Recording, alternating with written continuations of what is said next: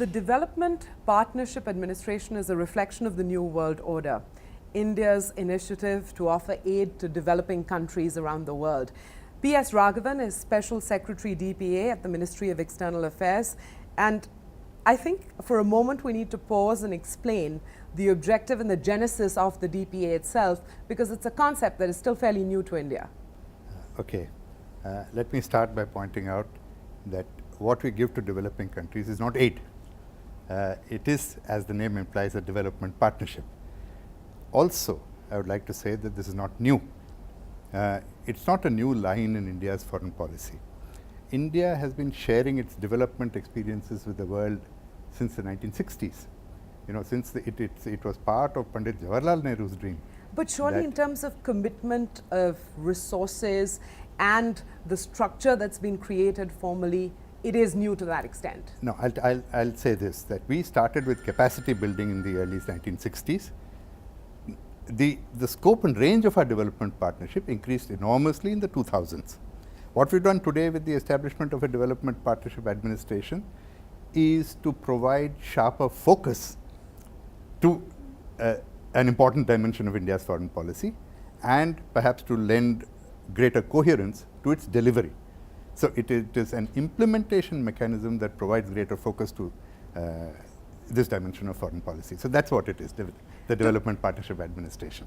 Well, thank you for that. But to what extent does it tie in with the Growth Net, which refers to a new group of emerging economies that are the focus of attention because of the growth that they offer, and hence the mind space they occupy, but at the same time the set of challenges they face? To what extent does the DPA dovetail with the Growth Net? See, the Growth Net is, as far as I understand it, the coming together of a group of economies or a group of representatives from economies which are emerging, which are strengthening, and I think it will also include in it developed economies. But the point is that we, as countries of the South, the developing economies and the larger countries of the South, have certain common perspectives.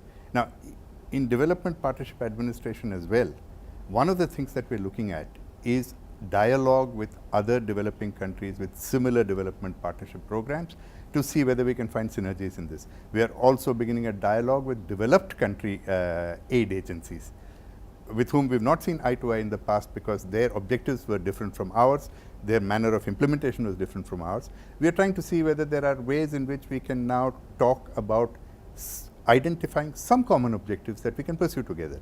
So it's also a dialogue between developing and developed countries on partnership. There it mirrors something of what the Growth Net is trying to do. Okay, when I use the word aid, you were very clear in saying this is not about aid. Yeah. But we can call it a development partnership, but a component of it is resources that India is going to make available, financial in nature as well. Is there a sum which really puts this plan into perspective? No, why we don't call it aid is that this is supposed to be sharing of development experiences with other developing countries to mutual benefit, which is very different from the concept of aid. Aid is a concept of giving.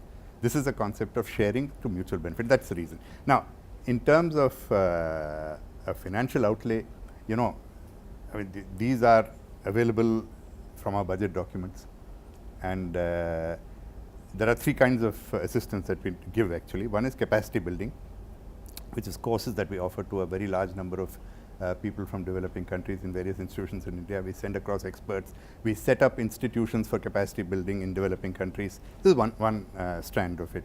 Another one is the lines of credit, which is actually concessional loans that the Government of India extends. Actually, it is Exim Bank that extends the loan. Government of India merely bridges the gap between the interest rate charged to the receiving countries and the rate at which Exim Bank raises finances. So that's another strand of it. The third one is projects that we implement with our grant assistance. We do a lot of this in our neighborhood, as you're probably aware. I mean, if you look at Afghanistan or Nepal or Bangladesh or Sri Lanka or Myanmar, We have a number of grant assistance projects, mainly motivated, mainly inspired by their development priorities.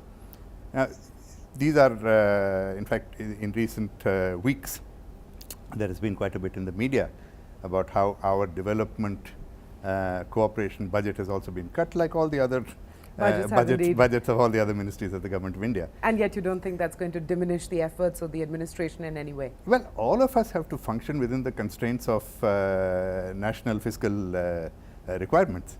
So we will continue to implement our program. We will continue to see where we can perhaps seek more funds later in the year. Is it fair to pose a question to you on which nations are a priority as far as the DPA is concerned?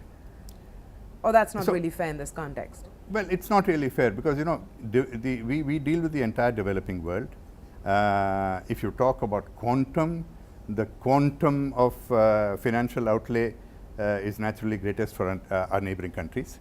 But if you look at, for example, lines of credit, over the last 10 years, we've had about $9.2, $9.3 billion worth of lines of credit extended to developing countries. Nearly 60% of it is to Africa. So there are different areas in which we look at different ways in which we look at these the areas. developing countries. Yeah. Well, Mr. Raghavan, great talking to you. Thanks very much. Thank you. Thank you.